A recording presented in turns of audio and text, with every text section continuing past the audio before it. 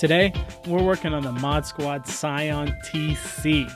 This beast of a car has 180 horsepower and, well, no brakes. So we're going to change the pads and the rotors and get this thing safe to rip down the streets again.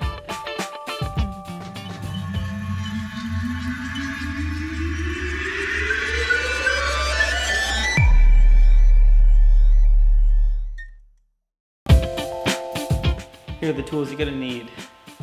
Replacement rotor, replacement brake pads.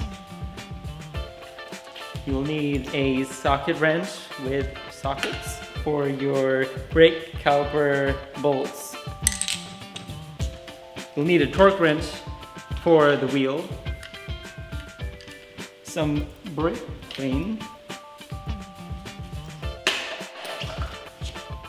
right there. And to put down the brake, the piston, you'll use a C-clamp, see? But if you don't have one of these, then you can use, what do they call these? Channel lock. Channel locks.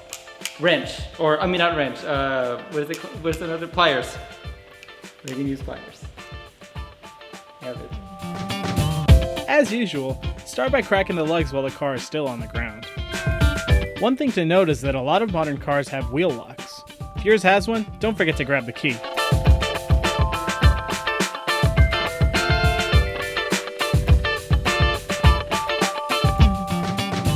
Safely jack up your car from the jacking point, and don't screw around with breaker bars.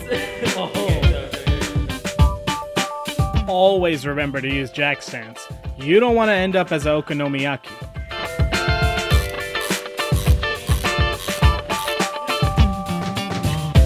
Whoa, there it is. Yep, I got it all, baby. It's fine, it's fine, it's fine. Once you take off your wheel, you'll find the rotor and the caliper. The caliper is what squeezes the pads up against the surface of the rotor. The pad should be somewhere between 10 and 12 mil thick. This one is 0. Start by removing the lower bolt that connects the caliper to the caliper bracket. Then, once you've got that bolt out, pivot the caliper up and take out the pads.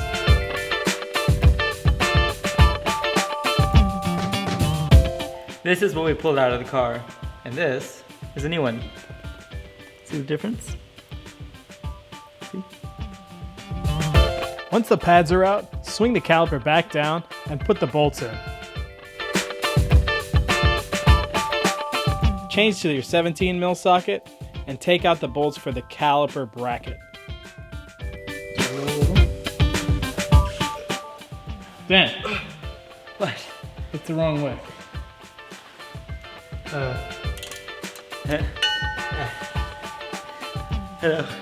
I know. Just trying to make it harder. Building up the suspense. Think you can fit a breaker in here?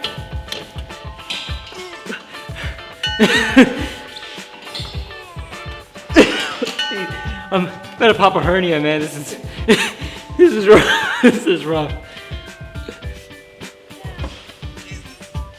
Oh, ooh, there it goes. Employ someone who might have some actual strength, like me, and take off the bolt. Don't forget to turn around and give him that smug shrug to show him how much whey protein you drink.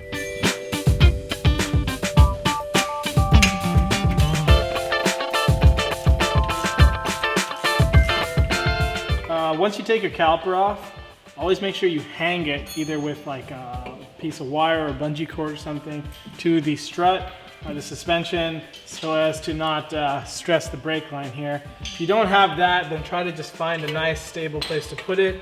In this case, right there should work, and then we'll continue on the rest.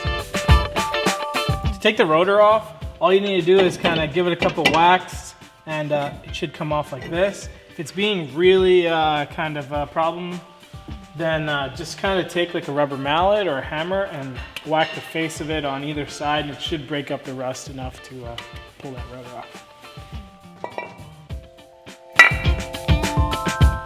Before you put on the new rotor, be sure to clean the mating surface of the hub with either a wire brush or some sandpaper to get all the rust off, so that your rotor doesn't get stuck the next time around. Okay, welcome to the rotor cleaning station. We're going to be cleaning the rotor with some brake clean. The reason why we do this is because the manufacturers put oil on this to make it look shiny so that you buy it. And it worked, because we bought it. But it's not good for the brake pads, so we're going to take this off, like so, and then move on. They also put it on so it doesn't rust. It has to look shiny. Once you're done, don't forget to do the other side.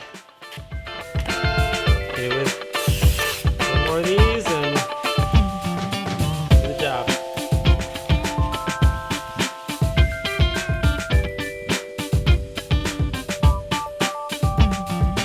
Alright, now it's time to put the rotor on the thing, the car.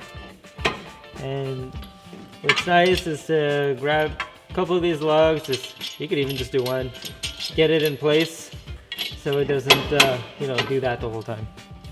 Now grab the caliper, put it on the rotor, take one of the bolts you took out from the back and secure it.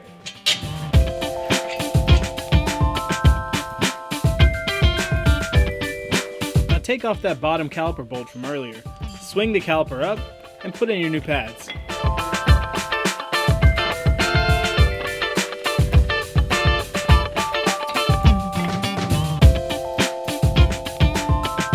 Please make sure you put in the pads on both sides. Now take the C-clamp and compress the piston that is in there.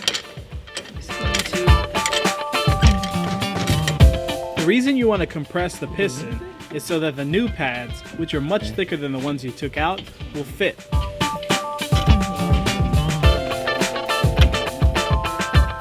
Yeah, I think that's compressed fully.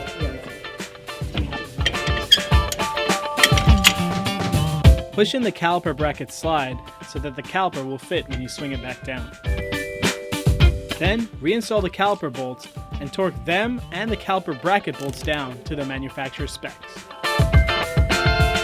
Now we can take off those lugs that we used to hold the rotor on, and then we'll put the wheel back on.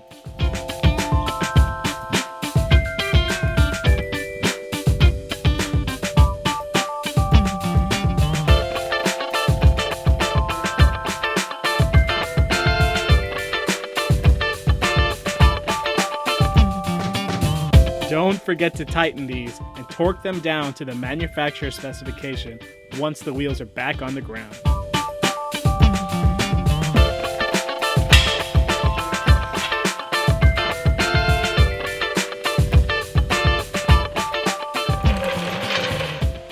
And that is how you change your brake pads. And your rotors. So you can stop. No. So you can stop your car. Yeah, like stop your car like when you're on track and or so you can stop reliably on the road so you're not a hazard to other drivers. Oh, yeah, I guess so. And if you're doing that, then you should probably bed in or break in your brakes as per the brake pad manufacturer's instructions. Maybe we should go and do that. Yes? Yeah. Let's go.